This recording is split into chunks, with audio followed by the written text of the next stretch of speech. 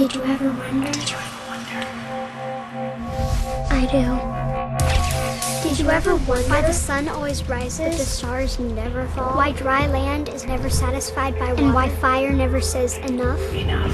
On today's Bible Wonders, I am wondering about milk. After last episode on a woman's body, and we talked about milk, and I was thinking about how much milk is in the Bible. I mean, there's just milk all over the place.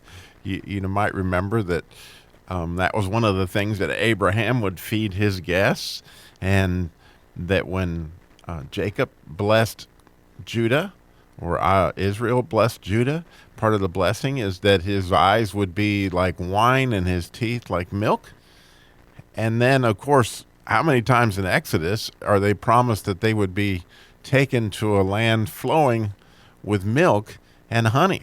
And in order to have that, it would be a lot different than the mountains that they were, or the wilderness that they were running around in, because the animals, in order to have plenty of milk, obviously got to have great grazing, and in order for there to be honey, you got to have flowers and bees, and so it's an interesting thing that it's just commonly used throughout the Bible. And then, several authors in the New Testament, Paul and the writer of Hebrews mentions it a couple times, and Peter talks about the milk of the Word, which obviously the Word is a huge thing. So when I looked at the actual Hebrew way that the Word is made up, I saw something that I just think was worth wondering about, and that is the very first letter in the word milk in Hebrew is what's referred to as a het. We've talked about it before.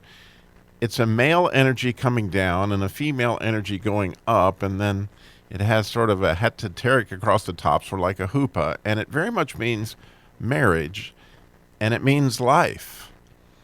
And I began to wonder immediately, like, oh yeah, in order to have milk, there has to be a union.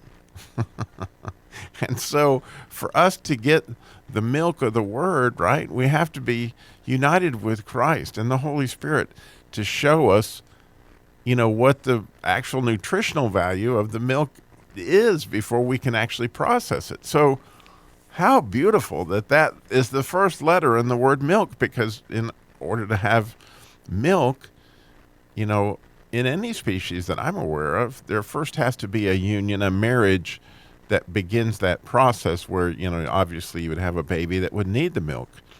The second letter, which is not unusual when I think about how much my wife loves milk, is a lamed, and this letter has to do with learning, and it also has to do with loving. It's also the first letter in the word heart.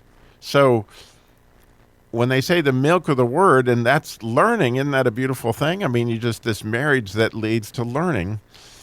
And the third letter is a bet, which means home. And we've talked about many times on the show that, there are more songs written about I want to go home than broken hearts. And so when you put all of that together, you get this wholesome feeling like, man, Pat Boone ought to advertise this stuff. So as we take in the Word, and today's word might be milk, we think about the natural union that you've got to have with Christ in order to take in that milk. Again, we're hopefully going to be prepared for meat later, but first we obviously need to wonder about milk. Did you ever wonder?